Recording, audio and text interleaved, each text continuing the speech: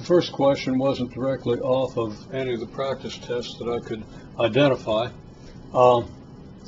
but we have a rod of length, some length, and I'll call the length L, firmly attached to a wall at one end, free to oscillate at the other. So you have no motion at this end, you're going to have possibility of vibration at this end, meaning there's an antinode at this end and a node at this end. Now, a complete cycle of a wave could go from here to here, node to antinode to node to antinode and back to node. Or that could go from antinode to node to antinode to node to antinode. This arrow here that was kind of obliterated when I did the graph. But the graph indicates how we have one cycle of the wave here, starting here and ending here, and then another quarter of a cycle.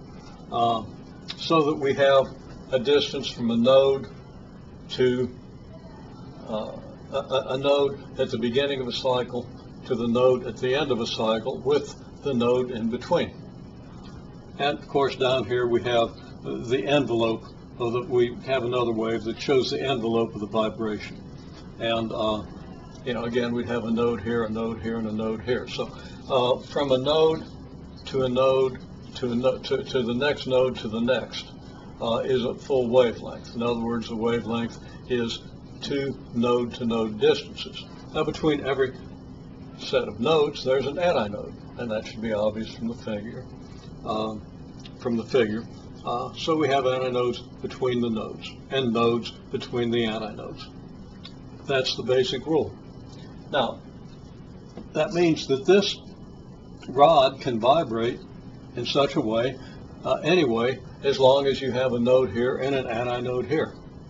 Now, it might have a stronger tendency to oscillate in some ways as opposed to others, and it might be almost impossible to achieve some of them due to other factors in the composition of the rod itself.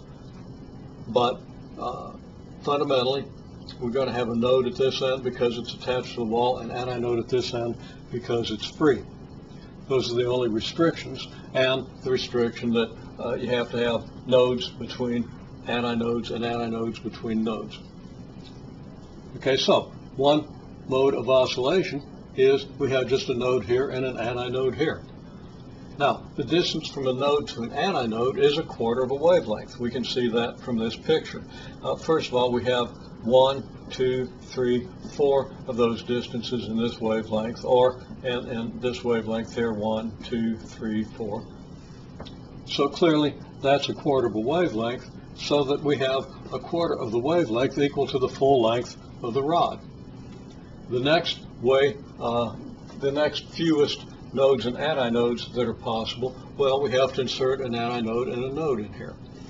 Then we have node, antinode, node, antinode, 1, 2, 3 quarter wavelengths. So we have 3 times a quarter wavelength equals L, corresponding to this second harmonic.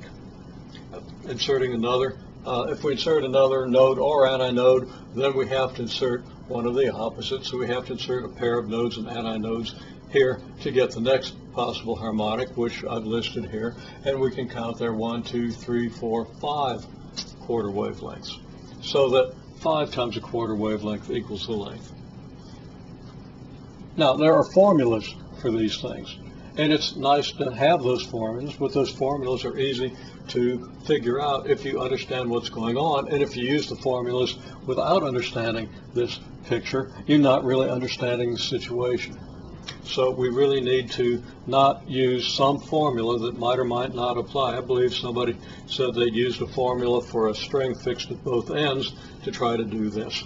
Well, this is not a string fixed at both ends, and it doesn't have the end conditions. A string fixed at both ends has nodes at both ends, so that wouldn't work. Okay?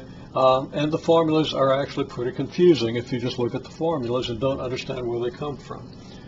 This is, again, why I advocate that we understand the phenomenon, and in this case especially, the pattern becomes very simple and very clear, and we can easily reestablish a formula. Okay, well, if we take these three examples, and of course we could continue if I had more board up here, but this is enough to establish the pattern. We know that 1/4 of a wavelength equals lambda, so that lambda is 4 times the wavelength.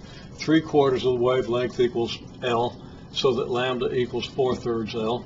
And lambda is in the third, you have 5/4 lambda equals L, so lambda is 4/5 L.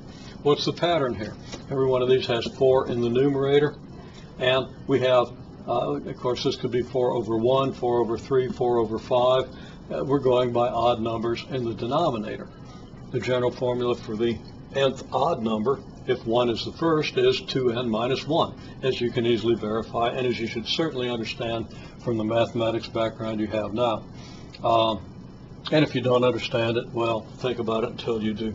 And of course, if you need to ask, I'll be glad to digress and explain this.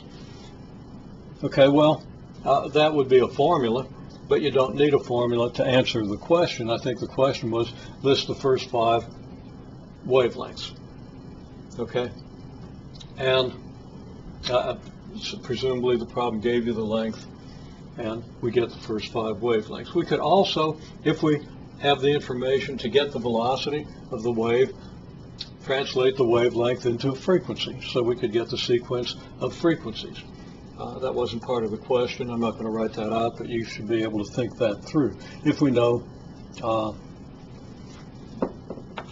put it this way, if C is known, we can easily find the sequence of